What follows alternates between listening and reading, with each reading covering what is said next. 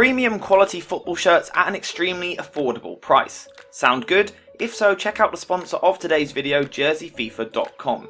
You can see that I've sent you some shirts and they really are top quality, so make sure to click the link in the description to go find a shirt for yourself or perhaps as a gift for someone else. And you can now use code jerseyfifa at checkout for 10% off your order. That's code jerseyfifa at checkout for 10% off your order. I really do recommend their product, so go take a look. Now let's get into the analysis. So Manchester United's season from hell has finally come to an end with another embarrassing defeat at the hands of Crystal Palace. So now it's time to look forward. And I want to start by seeing if Fred and McTominay or McFred have a future at the club. So the two of them have been at Manchester United for some time now, although it was under Solskjaer that they really became regular first team players, and to an extent they resembled a failure of previous managers. For this reason, the two of them received a lot of criticism from the fans, with the two of them often failing to take control of games and simply making far too many unforced errors on the ball, so the frustration from the fans is understandable. To be fair, Fred has gone some way to improving his reputation in the second half of the season, and since Ehrling has come into the club, his performances have improved drastically, giving him a bit more credit in the eyes of the fans. Unfortunately, the same can't really be said for Scott McTominay. He's been used in a few different positions since Ehrling came in, but his performance levels still haven't increased. But firstly, I do want to discuss Fred a little more. So as I was saying a second ago, Fred has certainly improved his level of performance in the second half of the season, and he's actually probably been one of Manchester United's best players, and certainly one of the most improved. One of the reasons for this remarkable improvement from Fred is because he's been given the freedom to play slightly higher up the pitch, in more of a box-to-box midfielder role, which for me is without doubt his best position in the team. As a result of this higher positioning starting in the team, Fred has found himself in and around the opposition's penalty area much more, leading to greater output in terms of goals and assists, with 4 goals and 6 assists in all competitions. Moving into this higher position seems to completely revitalise Fred's career, and he's gone from being one of the players that may need to be sold into one of the players that looks like an extremely important part of the squad. As I was saying, even the fans' opinion on him seems to have completely changed, and obviously having the backing and support of the fans is going to help any player improve, and Fred has certainly benefited from this season. The question now is, will he fit into Erik Ten Hag's system? Now, I've been saying for a while now that the new manager is extremely tactically flexible, so Fred's ability to fit into the team will depend on how Erik Ten Hag sets up. So for now, let's assume that Erik Ten Hag is going to use the tactics that he's been using with Ajax this season, and this year he has asked his midfielders to play in quite advanced areas, acting as part of the attacking unit in the final third. A perfect example of this from this season has been Ryan Gravenberch, who's really been given almost a Metzala sort of role in the team, giving them the license to make runs forward in order to support the attackers. This sort of thing must be music to Fred's ears, because the role of Gravenberch this season is actually very similar to Fred's favourite or best role on the pitch, so just on the surface it looks like things could be quite promising for Fred. If Fred was to watch some of Ajax's games from this season, then the thing that would appeal to him the most is the amount that Gravenberch has been in the final third this season, and I'm sure that he would be quite confident of playing a similar sort of role. Importantly, Fred also has the engine and the energy to help his team out of possession as well, and it's this which makes him ideal for playing this sort of box-to-box role, where he is helping in all 3/3 of the pitch.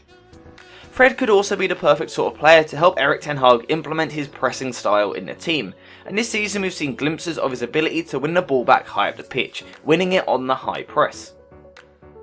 However, there's also the chance that Ten Hag could adjust his tactics slightly, because in the past we have also seen him asking his central midfielders to hold slightly more defensive positions, rather than making the runs forward. Personally, I do think that Fred might struggle a little more in this sort of position or system, because we've seen it in the past under Solskjaer, that he can be quite poor when he takes up a deeper position, just a few yards in front of his defence. One of the reasons for this is because Fred actually lacks some of the key defensive fundamentals that are needed to play in these deeper areas, and we've seen time and time again that he can be beaten on the dribble far too easily. Another problem for Fred in these deeper areas is that he isn't exactly great at progressing the ball, particularly with his passing, so again I do think that he would struggle if Ten Hag chooses to operate with deeper midfielders in his side. However, there is still the chance that Ten Hag pushes his central midfielders slightly higher up the pitch, which could really allow Fred to thrive, using his energy to get up and down the pitch, whilst also chipping in with some goal contributions. So ultimately, I think Fred's role in a team is going to come down to what system Ten Hag chooses to set up in, so we'll have to wait and see what happens there, but either way I certainly think Fred will be part of the squad next season. But can the same be said for Scott McTominay? Well, that's what we're going to be discussing shortly, and unfortunately for McTominay, unlike Fred, he isn't going into the summer off the back of a good season. He really has struggled. As a result, the fans have been losing patience. McTominay isn't a young upcoming player anymore. He is now 25 years old and will be 26 by the end of the year, so he is approaching the age where he should be at his prime. Despite these negatives, I do have a bit of a feeling that Erik Ten Hag might have a plan for him, and I kinda want to go into why I think that McTominay might have some of the attributes that are needed for him to thrive next season. Now, this first point might annoy people slightly because I am going to say that McTominay's strength and hard-working mentality could be important. I know United will need more than that, but Ten Hag will need hard-working players in his team. McTominay does also bring an element of versatility to the squad. He can play a few different positions in the midfield, whilst he also often plays at centre-back for Scotland, and again it's important to have a versatile player in the squad. On top of this, I also think that McTominay may have some similarities to Edson Alvarez. Now, Edson Alvarez has been Ajax's main holding midfielder for most of the season, and maybe, just maybe, McTominay could do something similar. So as I said, Edson Alvarez has mainly operated as a holding midfielder this season for Ajax, and a lot of the time his main job has been to sit just in front of the centre-backs to provide some defensive security and cover. In possession, Alvarez has had quite a simple role, and more than anything, he is a player that Ajax have used just to keep the ball ticking over. He isn't particularly adventurous on the ball, instead preferring to keep things safer.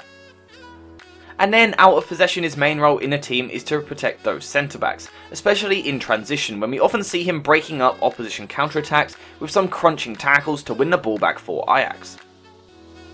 In general, he is just a big physical presence in the midfield. He has played centre-back in the past, which gives you an idea of his physicality, and he stands at about 6'1", allowing him to often physically dominate the opposition. If we now think about Scott McTominay, he does seem to have several of the attributes that I was just listing for Alvarez, and I can certainly see a few potential similarities that may be of interest for Erik Ten Hag next season. We can also see some similarities when we look at the two FBref reports as well, and in those bottom two sections there are a few categories where the two of them have produced some reasonably similar numbers over the past year. In fact, McTominay has often actually been criticised for some of these things. For example, McTominay is a player that plays a lot of sideways passes, which has been an issue for the team and has seen him criticised quite a lot. However, I think there's a chance that Erik Ten Hag might actually be okay with that sort of playstyle. He asked Edson Alvarez to play a safe role in possession with sideways passes, so we could see McTominay asked to play in the same sort of role. Especially if Ten Hag is able to get ball progressors around him in the centre, McTominay could be the safe option whilst the centre-backs, full-backs and other central midfielders are given the task of progressing the ball more. Whilst I do think there is potential for McTominay to play this sort of role next season, I certainly do think that he has a lot of work to do this summer, and he really does need to improve the simple things like his basic short passing in the midfield. He also needs to improve tactically as well. For far too long, McTominay has taken up the wrong position in the midfield, often making himself marked rather than freeing up a passing option for his teammate. He has to get better at this. In general, there is a sloppiness to his game that needs to be removed, both in and out of possession, but hopefully Ten Hag will be able to come in and help him improve with a lot of the problems that he is currently facing. With this in mind, I certainly do think that there is potential for McTominay to have a future in Ten Hag's midfield, because the new manager does have an excellent record for improving players that at the time may seem quite average. However, both McTominay and Fred do have a big battle on their hand, because I am quite confident that Manchester United will be bringing at least one, if not two, new central midfielders into the club during the summer transfer window. And obviously, if this is the case, then it's probably fair to assume that Fred and McTominay will get less game time next season. Any player that United sign should already fit the Ten Hag profile, giving them a head start over the likes of Fred and McTominay. And with that in mind, the two of them may find themselves out of the big games, and they may have to accept the fact that they could have more of a squad role next season where they find themselves on the bench more often than they would want.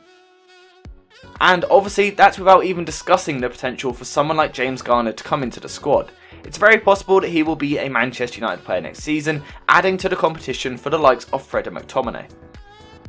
Personally, I am really interested in seeing how this develops. Because of Ten Hag's ability as a coach, I do think there is a chance that Fred and McTominay could improve next season, but for now we'll have to wait and see. So as always, I want to hear your thoughts on the situation, so get in the comments down below and let me know what you think. Thank you guys for watching, and I'll see you in the next one.